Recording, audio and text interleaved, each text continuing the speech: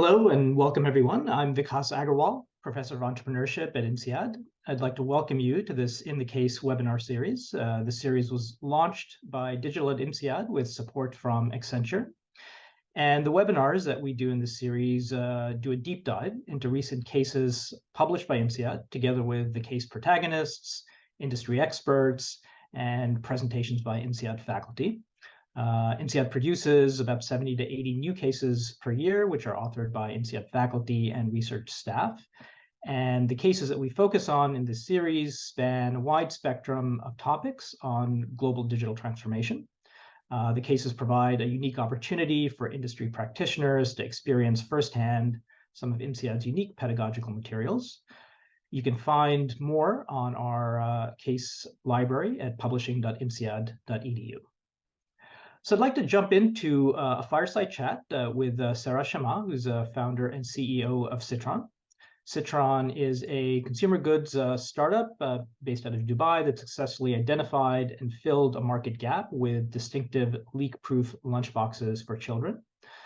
Sara's journey, which started back in 2017, has now led to an over six-fold increase in revenue for her company over the past 5 years. She's been through a number of interesting challenges that we're looking forward to discussing together with Sara today. So in this fireside chat, we'll talk about her insights on issues such as funding, how to scale a non-tech business in the digital era, as well as breaking barriers as a female founder in the Middle East. So Sara, welcome. It's great to have you with us. Maybe one place to start is if you could tell us a little bit more about Citron. Who is Citron? What is the company all about? And some of what motivated you to start this company back in 2017. Thanks, Vikas, for having me and for working so hard on this case. It's been a great journey. So yeah, Citron started in 2018. The idea came from my son's struggle of not wanting his food to mix.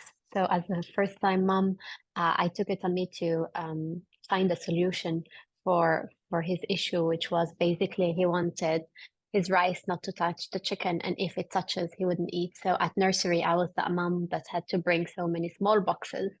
So from that frustration came the idea of the lunchbox. Took us 18 months in R&D. For the record, I come from a corporate background, from consulting and banking and stuff. So I've never dealt with supply chain or with manufacturing or engineering or any technical details. So it was a big challenge for me. But the idea and the business itself started from my personal struggle and from one product, which was the lunchbox that had compartments and wouldn't leak, no matter how much the kids would shake it. Mm-hmm. So prior to becoming an entrepreneur, you had some experience in consulting and venture capital. Can you tell me a little bit about how those experiences prepared you to jump into the fray as an entrepreneur? So yeah, I worked at McKinsey for a few years, then worked at NBC, which is a large broadcaster here in the region, where I did a lot of investment and strategy. To be very honest and transparent, when I was launching the business at the beginning, I did not do any business plan or any risk analysis or went for anything difficult. I just said, I need something, I'll do it. And guess what? I'll have some extra products that I'll find a way to sell them on Amazon or something. It was not a serious enough business at that time.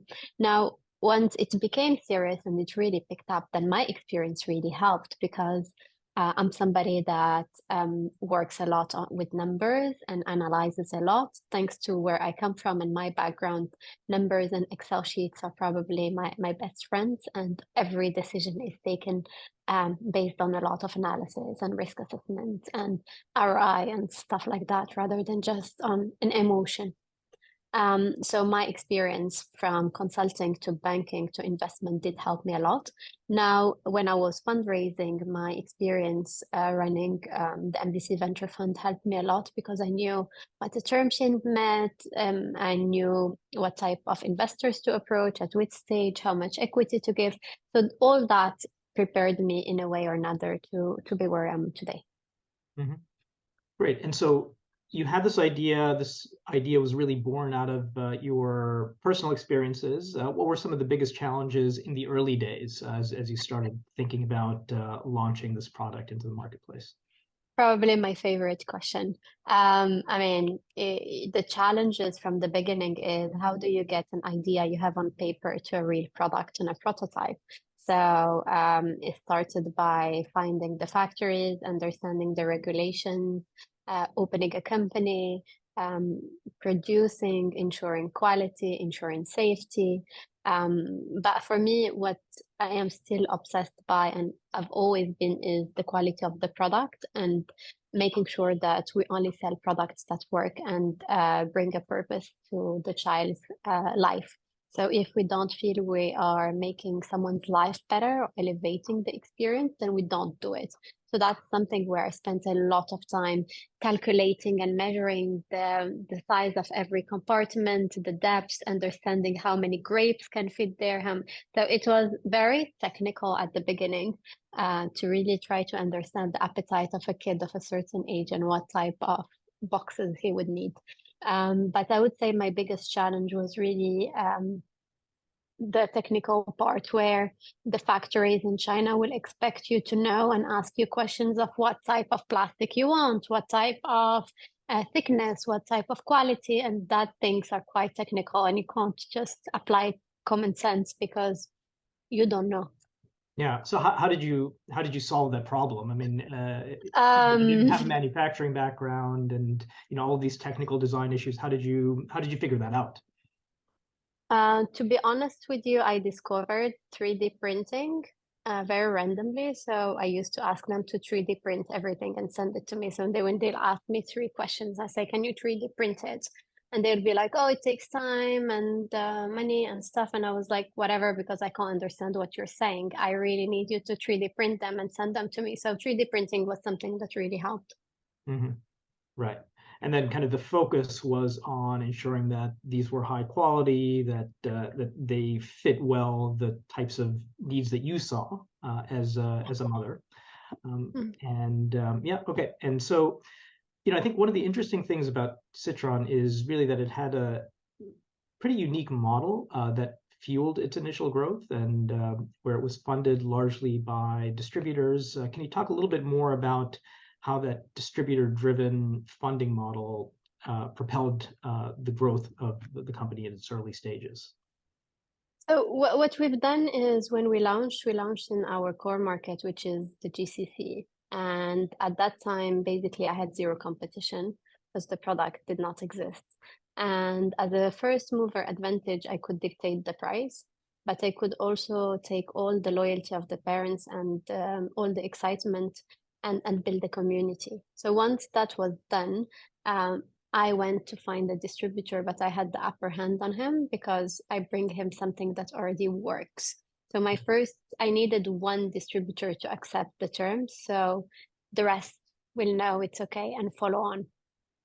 And the only one that would accept those terms would be the one in my main market because he sees the product in the stores, he hears about the buzz, and he knows it's something that he can make money with. So the fact that I built it from the Middle East, then went to the rest of the world, helped a lot to have someone as big as my distributor in the Middle East accept those conditions, made those conditions become kind of the norm. And we're never negotiated because we would not bunch on them no matter what. So basically what we tell the distributors and I think what it was a very honest discussion saying we are a startup that comes from the Middle East where access to financing is very hard. And for us to be financing huge amounts of stocks and waiting 3 months or 6 months to get them produced and shipped to get paid is just not going to cut it. So if I were to appoint a distributor and share margin with you, then my benefit has to be from a financing. So I don't need to go to a bank. Right. And that way they understood that it was a cash restriction rather than me trying to take advantage of them. Mhm.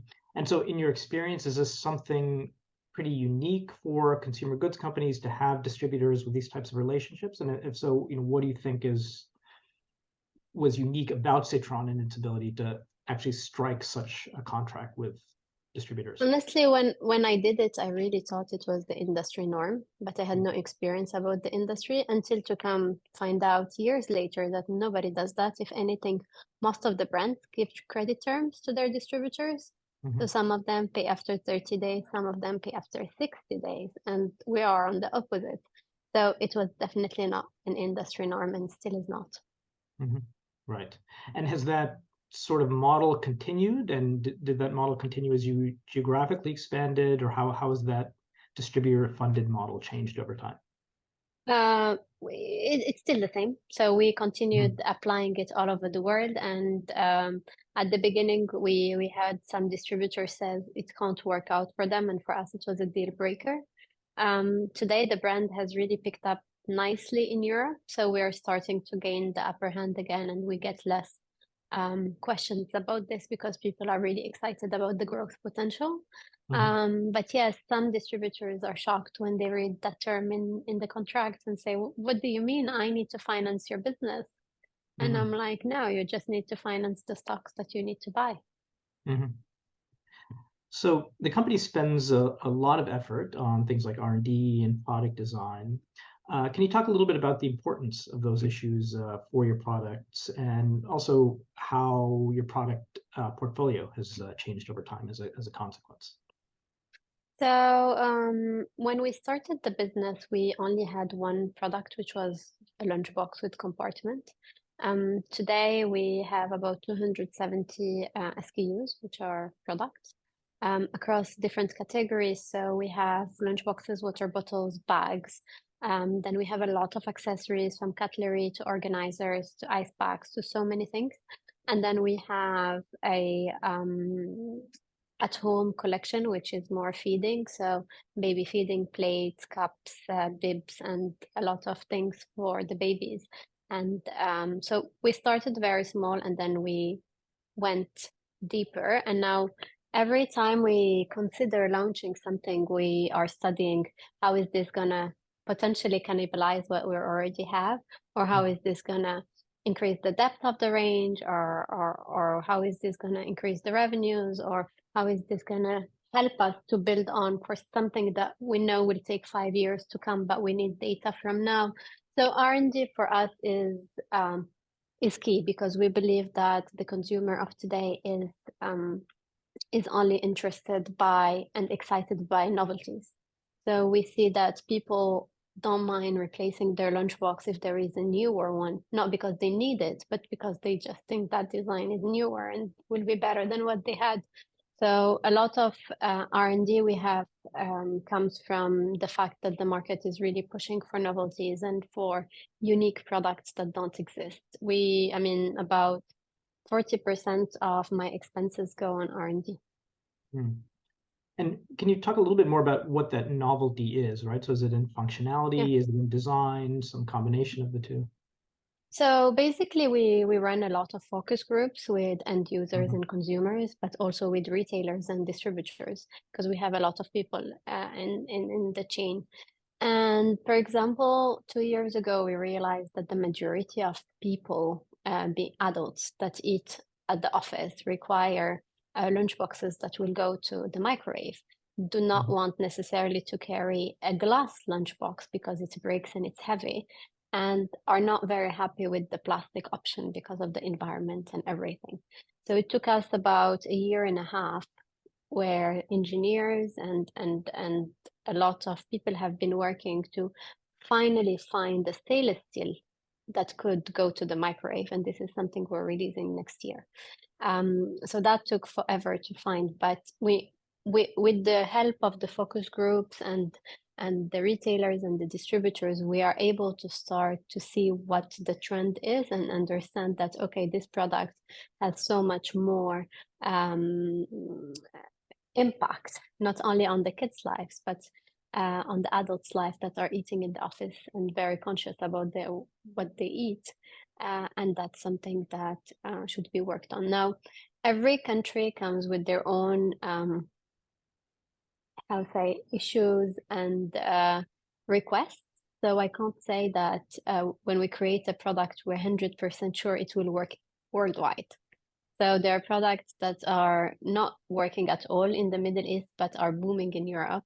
There's some prints, there's some style. So the consumer, although one wants to believe is the same, still has very different needs and requirements based on where they are in the world. And this is where the expansion becomes a tricky one. Right. Mm-hmm.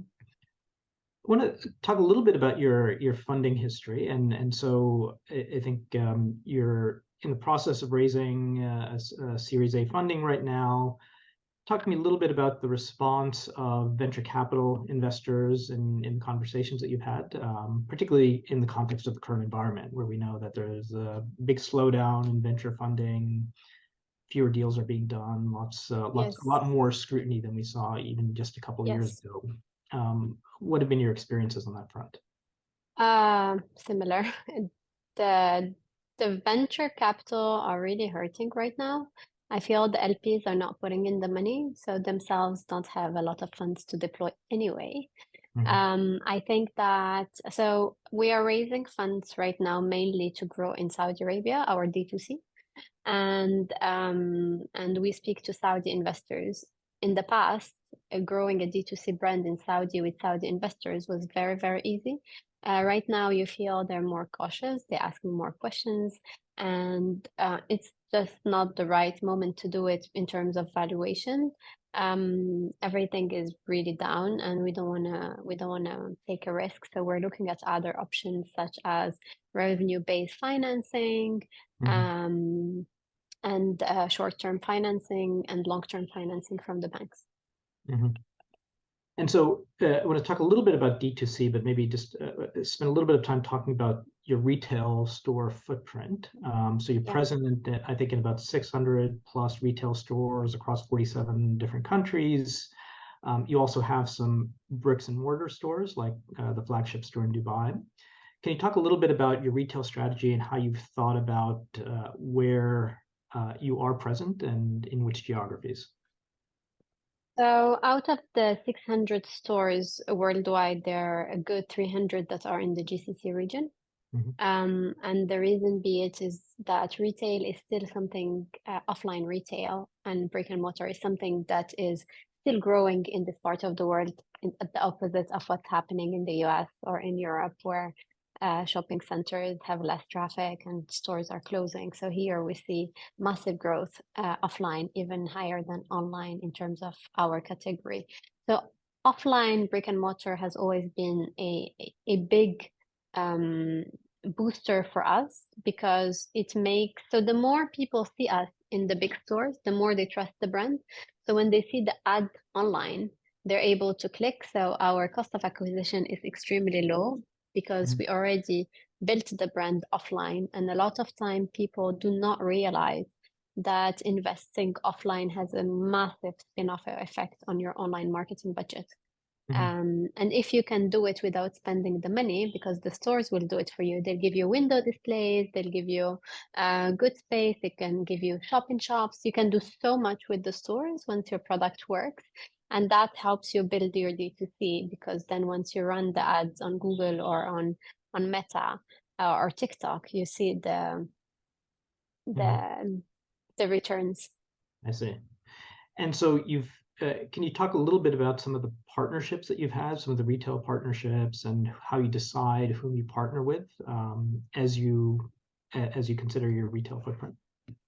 Yeah, so in the Middle East or in France, or every country has their own type of and channels of retail. So in France, for example, we're very much available in concept stores because the type of product and the price point we are at is not appealing to the very big to Fnac or to a supermarket chain or to any. So we are very selective, and the selection happens from the price point. So at that price point, that consumer goes to these places, and this is where we will be.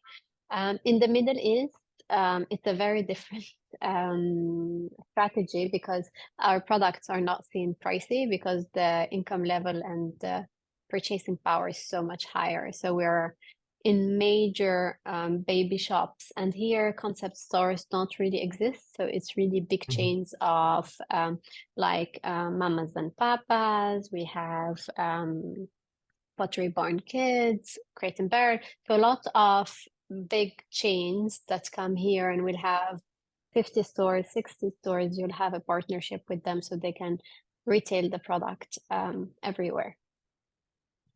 Okay. And you talked a little bit about the D2C model, the direct-to-consumer model, particularly with respect to Saudi and perhaps even other geographies. Maybe could you say something about why this model is important for the company and why you envision it being a big driver of your future growth, and how you think about whether or not to use the D2C model when you're entering certain markets?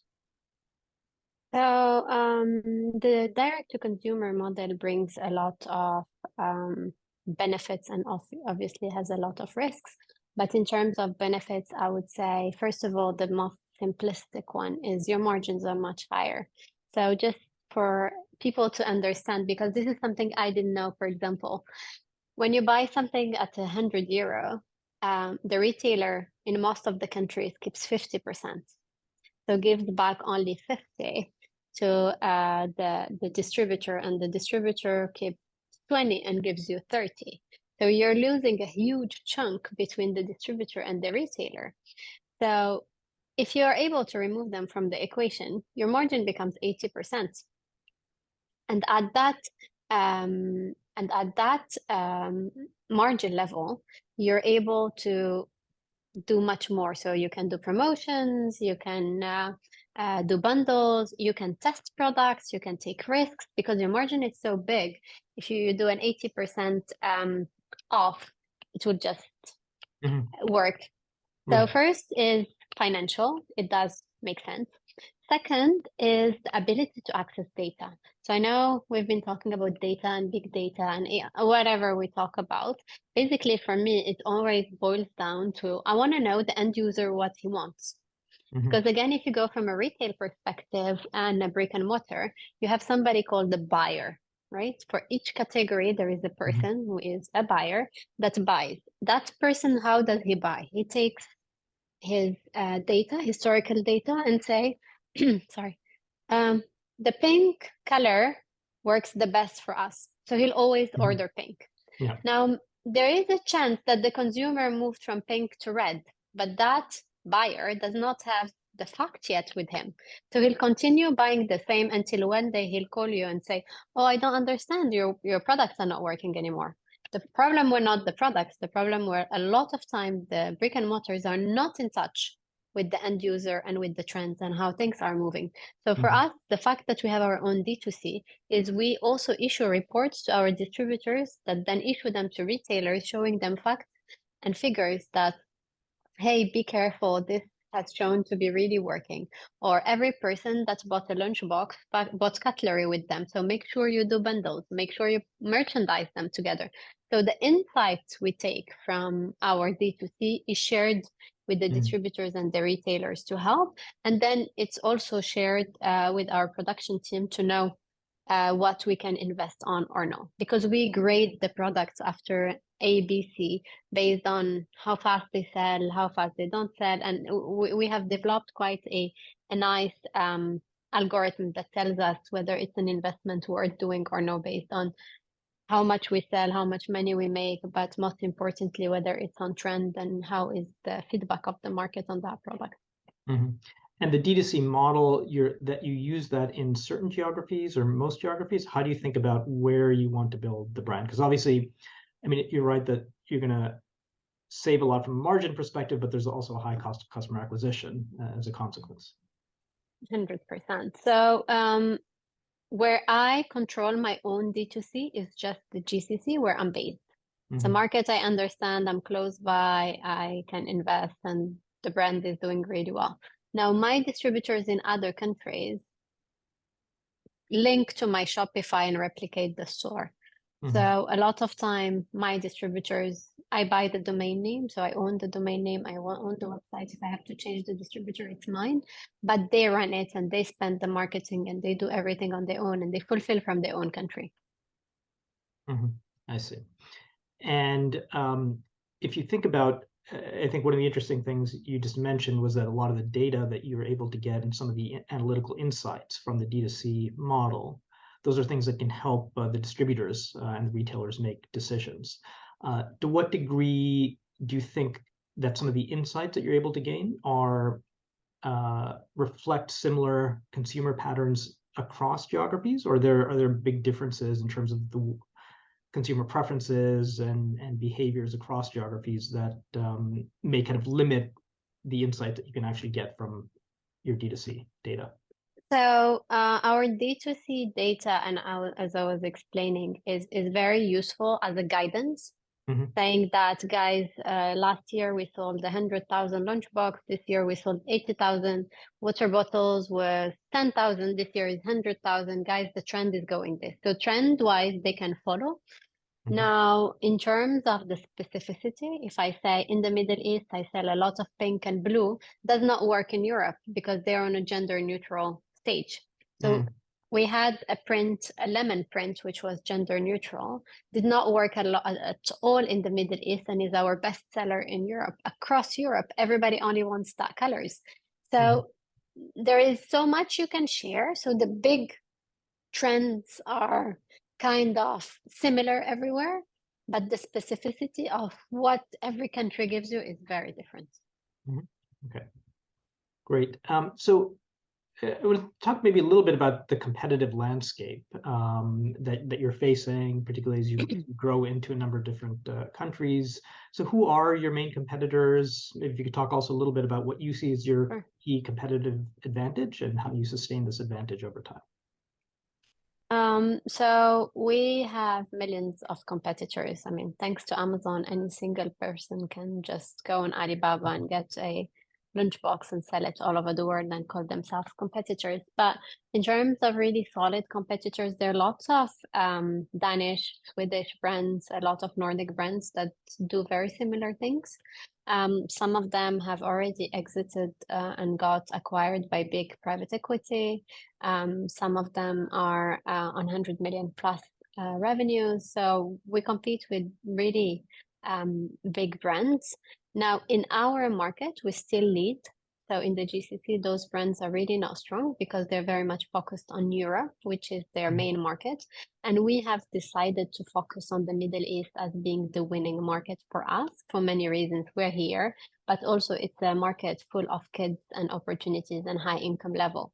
It's not an easy one in terms of regulations and how much you need to invest, but it is something we understand and we're here, so we better take advantage of it.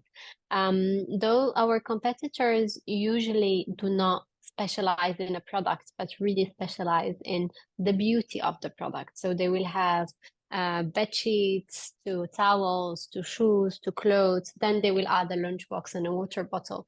We look at things differently as we specialize in the technicality of the product, then we make it look beautiful. It's not the other way around. So although we could look like from an end user consumer perspective at very similar products, the technicality, if you use it in a day or two, usually the parents will come back and tell us, oh, we understand your locks are better, they're faster to open, the food really stays hot for longer and stuff. So we are still starting by, we want to solve a problem for the kid, not for the mom, for the kid, really the end user. And then we want it to look nice for the mom because she's the one buying. She doesn't want something ugly. But we always start from the struggle and from the technicality of the products. And for them, it's the other way. And what does that imply in terms of your product scope, other products that you're introducing? What does your product portfolio look like right now? And then what additional products do you see in the pipeline? So basically, we have been very much focused on the go. So when you leave home, basically for kids aged 18 months. So when they start going to nursery until they're about 7, 8, be it boys or girls, they don't react the same way at 8-year-old. So they don't let the parents buy for them anymore, and they become much more involved in the purchase. So we feel we lose them at that age because we still dependent on the parent to do the transaction, and all our designs are not appealing to the kids, but they're appealing to the kids because there is a dinosaur and a unicorn, but they're made in a way where the mom wouldn't mind seeing it every day, or the father. Now, for what we said is that at some point it hit us that we should catch the kids at an earlier age and the families. So we started creating products from 6 months old. We said, okay, if we catch you at 6 months, there is a high likelihood that when the kid is 18 months and you want to go to school and you were very satisfied with our products at home, you will carry on the journey with us.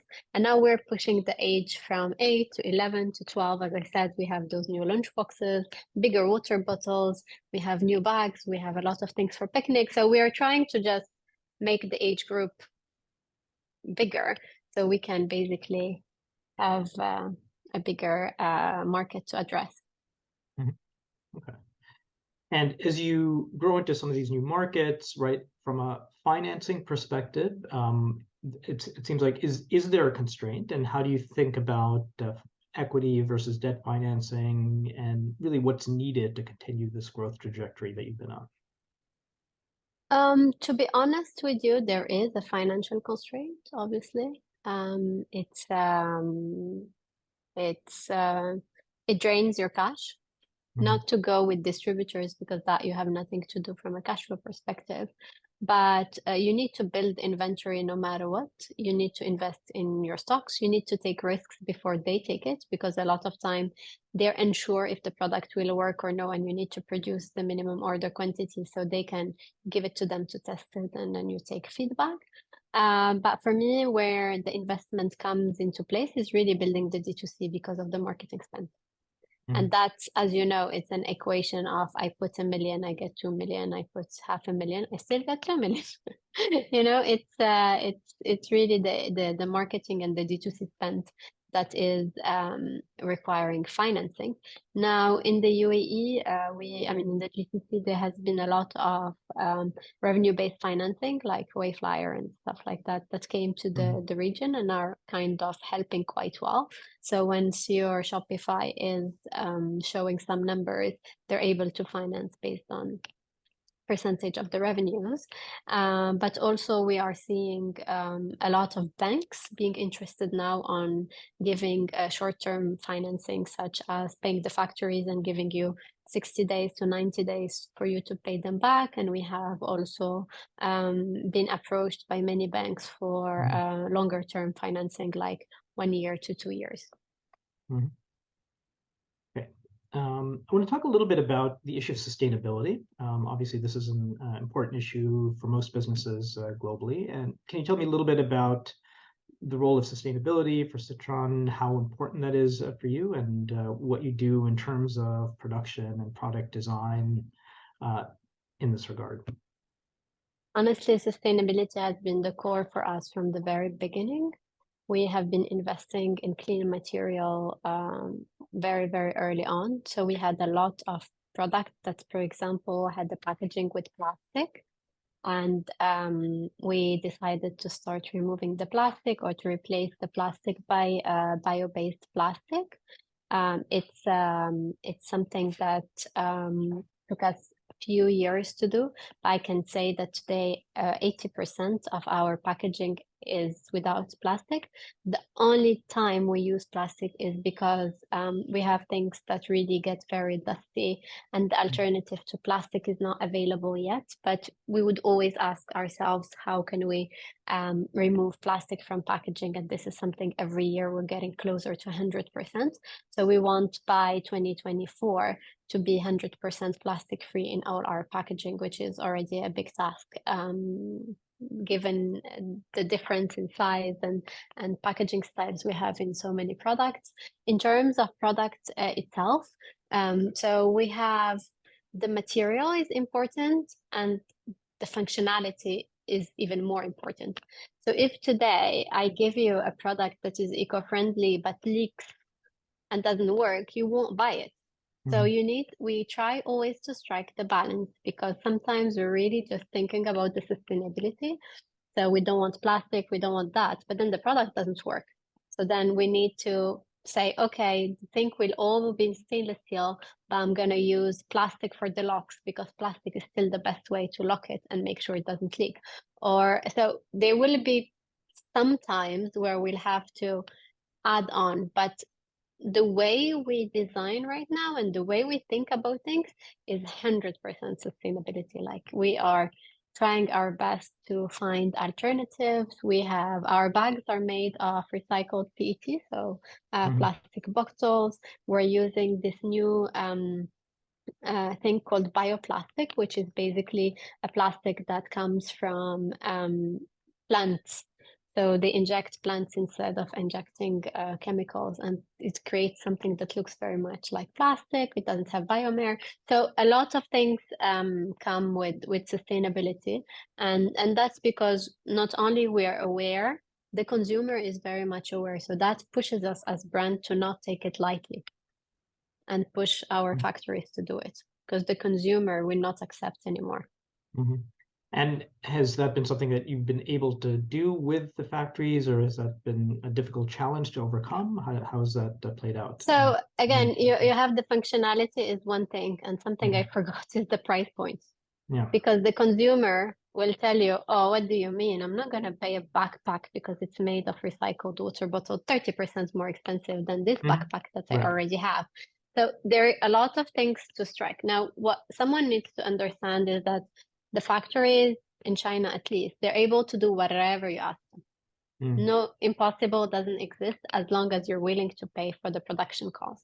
So a bag with a normal polyester and with a recycled PET is you are 30% to 40% increase in cost of raw material and therefore in cost of production. So sometimes this is where the consumer reality check or honesty or if you want something so clean that works, that brings it will be expensive. Yeah, and what have you discovered about consumer willingness to pay for these types of products? We have discovered that the more we invest in consumer education, the more we invest in having strong marketing collaterals, explaining what's happening, having the unique selling points on the packaging, and also being very patient because every market needs time to adapt. So we should not expect from consumers to very quickly be able to adopt a new product and be happy to pay what it is. So a lot of patience and a lot of education is required. I see. And this kind of leads to my next question, which is as you think about consumer preferences, consumer needs, right? A lot of these things are often in flux. And as you think about some of the key characteristics of the consumer of the future, what are those characteristics and how do you intend to orient your company toward these consumers in the future? So we see the consumers being more and more conscious about the environment, but also being more and more conscious of they don't want a product that everybody has. So a lot of hyper personalization is happening. This is something we have launched on our website where you can literally build your own bottle with your own colors. You can add your name, you can add a tag, you can add a logo, you can add anything. This is a gamification, a bit of the experience is really helping. We're seeing also that consumer are more likely to buy if you were to offer them a swap in. So ideas of us recycling your used water bottle against a 30% discount, which again, I can do if I'm on a D2C model because my margin allows me to do it, much more difficult from a retailer.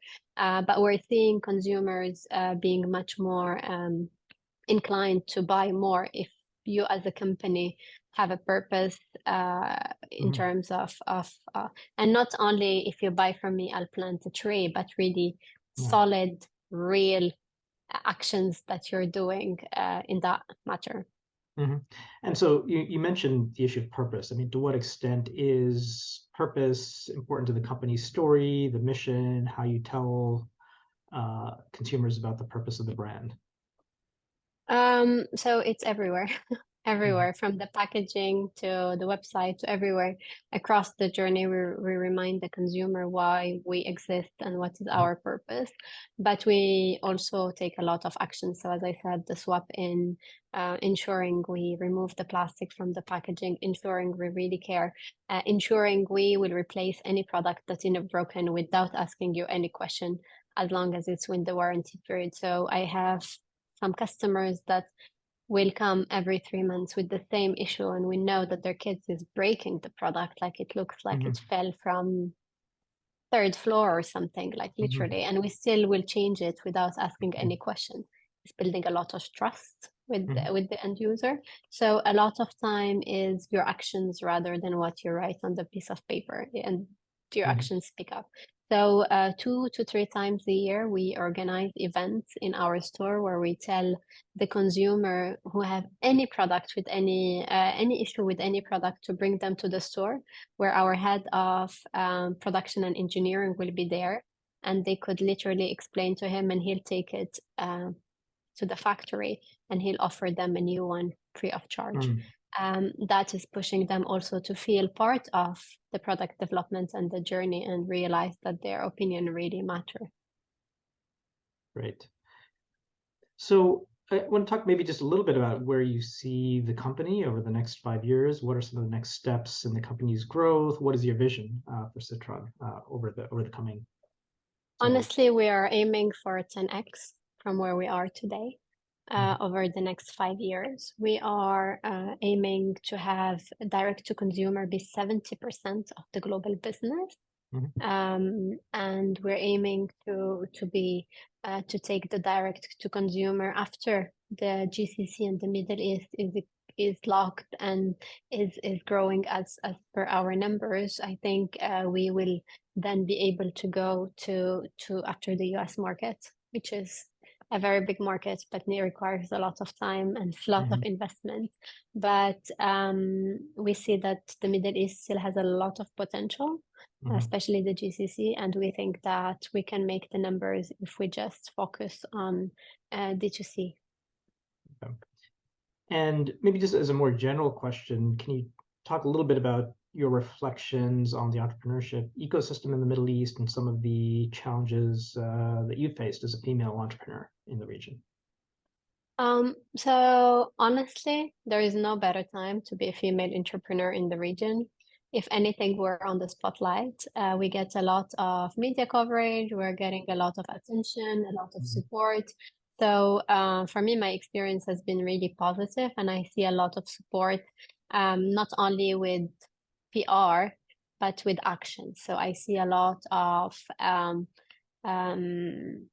newspapers, a lot of government initiatives, a lot of incubators, so much happening to help women be entrepreneurs. And I don't feel there is much gender bias, honestly, in the ecosystem right now. If anything, I think it's in our advantage. Everybody, like from a VC perspective, they would say 2 equally good pitches with equally everything equal will go for the female. Great. So I want to turn to, I've been monitoring some of the questions in the Q&A tab. I want to maybe ask some of these questions. So first question relates to the issue of marketing. This question is from Rashmi. So Rashmi says, there's many lunchboxes in the market. How did you manage to stand out? And was there anything specific that you focused on in your marketing efforts to appeal to the customers? So maybe walk us through the marketing journey and some of those insights that you gained from that. So as I was saying, today is really hard to go back and believe it, but when we launched, there was nobody. So we were in a very virgin market where the only lunchboxes that existed, we didn't have compartments. So I would say that the fact that I launched and I was very much new and naive helped me a lot, because a lot of mothers could relate and wanted to support my purpose, because they didn't see a big private equity coming and trying to launch something and milk it and leave. It was really purpose driven. So above everything, it was the community and the fact that my story resonated with them and they decided to support. Mhm. So the next question, we have a question from Christopher, who says, congratulations, very cool. And Christopher asks about Japan. So Japan has had a very innovative and mature lunchbox culture for over 50 decades. And Christopher writes that his Japanese friends in elementary school in the US had futuristic lunchboxes with compartments, microwave-friendly components in the 1970s. Did you take any inspiration or research for product design and innovation from the Japanese context? Absolutely. Basically, those lunchboxes are called bento lunchboxes. They come from the bento culture of Japan because I actually lived myself in Japan and studied there. So yes, the bento idea and the whole like compartments and stuff does come from the Japanese market.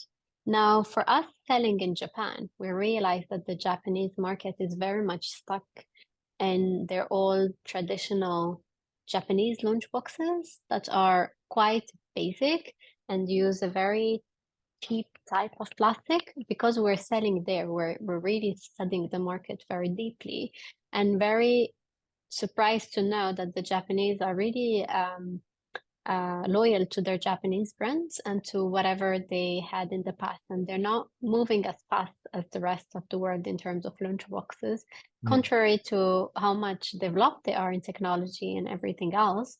On the lunchbox side, I think the bento idea is not something that excites them much, probably because they've been using it all their lives and they eaten it at home. So maybe that's not something they want, while we in the Western world or the Middle East are not used to the same eating style. Let's see. So we have a couple of questions regarding the market in Asia. And so we have some questions from Ashutosh and Saloni. So what is your view on South Asia and India in particular? Of course, lots of children in India. Are these potential markets? Would Asia broadly be a growth market that's interesting for Citron to target? Absolutely. So right now we sell in Japan, in the Philippines, in Hong Kong, in Taiwan. We are in discussions with a very big distributor for China. We also sell in Pakistan and a little bit in India. So basically, India is a very interesting market. It's really like if you were to model it on an Excel sheet, you'd be surprised of how much from the total population your addressable market is going to be. It ends up being extremely tiny. Now, from the very tiny market, let's assume from the 1.2, 1.3 billion population, if you're targeting 20 million, let's say, I'm just throwing numbers of very affluent people, those affluent people expect discounts even when they're affluent. So it's a market that is tricky, that is driven by a price elasticity to demand that is massive. So it's a market where brands that are doing really well are able to play around with discounts and do things that we as a brand don't want to do right now because we're not at the level of we're buying growth. We're still organically growing and believing that the price point we have is correct and that the product deserves that. So we tried with India. We had few distributors interested. India also has a lot of protection in terms of plastic and lunchboxes, since they want to push the local production. Anything coming from China is not necessarily welcomed in India, and it's the customs are crazy, like you almost triple the production cost once you include the Indian customs. So it's a tricky market. Yeah.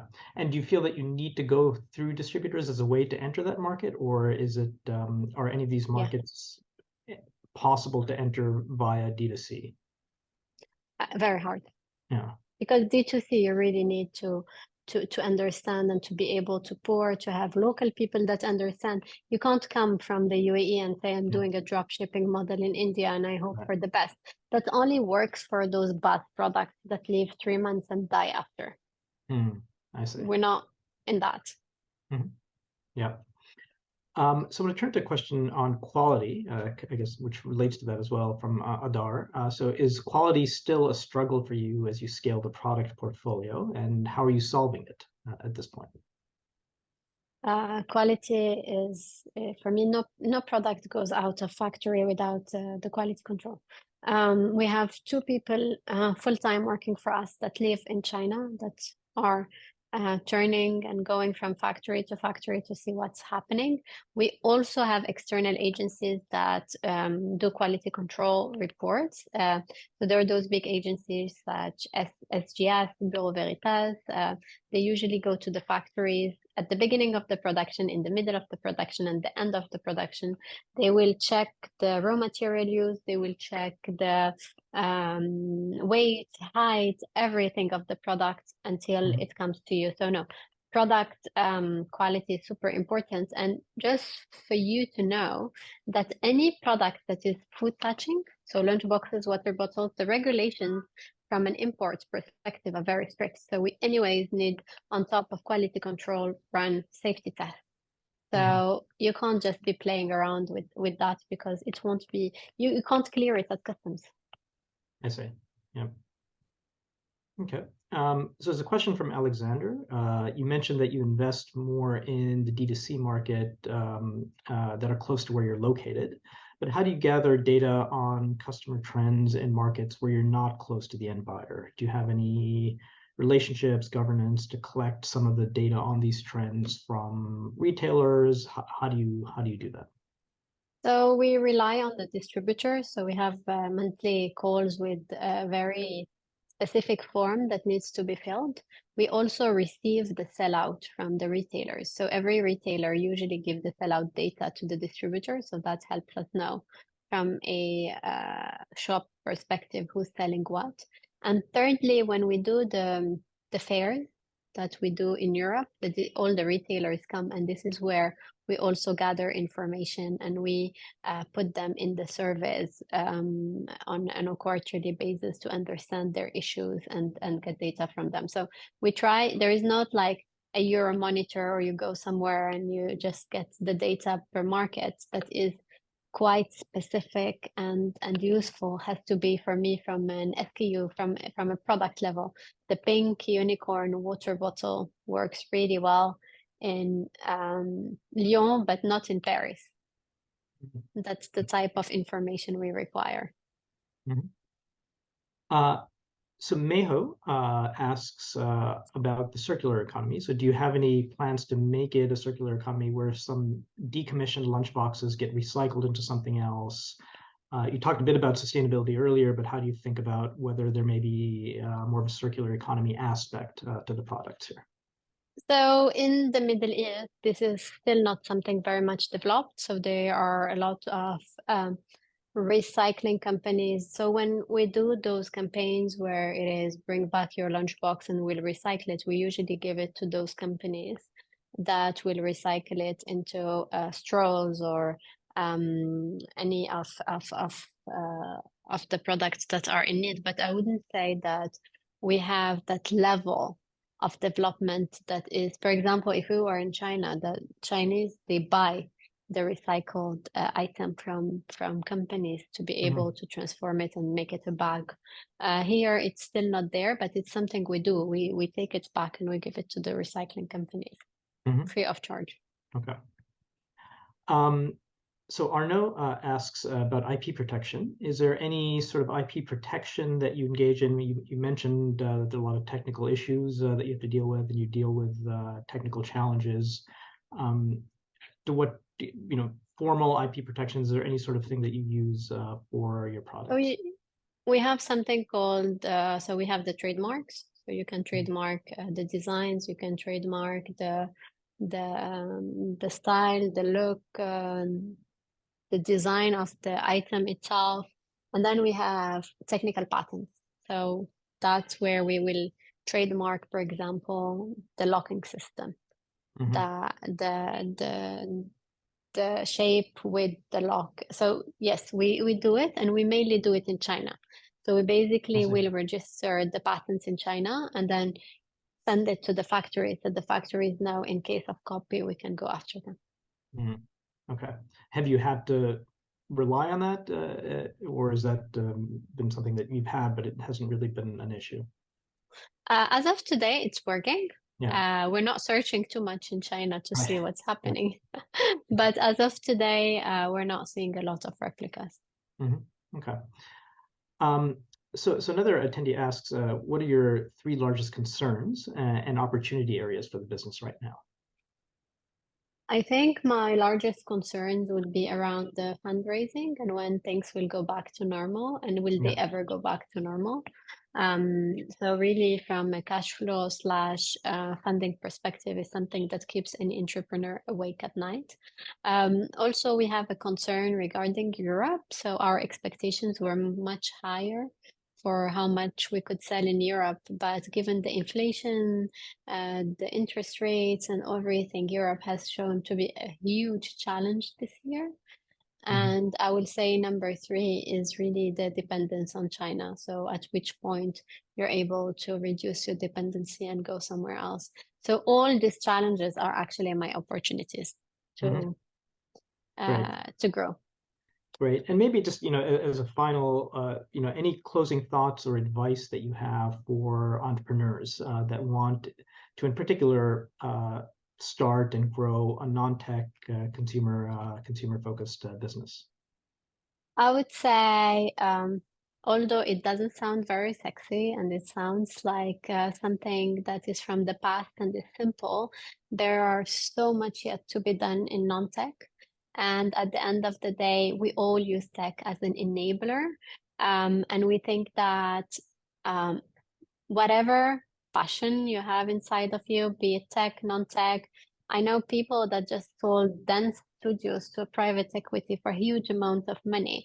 There is no right or wrong, and an entrepreneur that launches a dance studio, another one that launches an AI startup are equally facing the same challenges from funding to operations to marketing. So the challenges are the same. The skill sets required is the same. It's just one is um, something you can see and touch, and the other one is something you don't really see and touch. But overall, the challenges are the same, the excitement is the same, and the outcome can be also the same. So just do whatever your passion is in. Great. Well, Sarah, thank you so much for really sharing your insights, for a wonderful discussion, for sharing the growth journey of Citron. It's a fascinating story, and we look forward to continued success. So thanks very much for taking the time.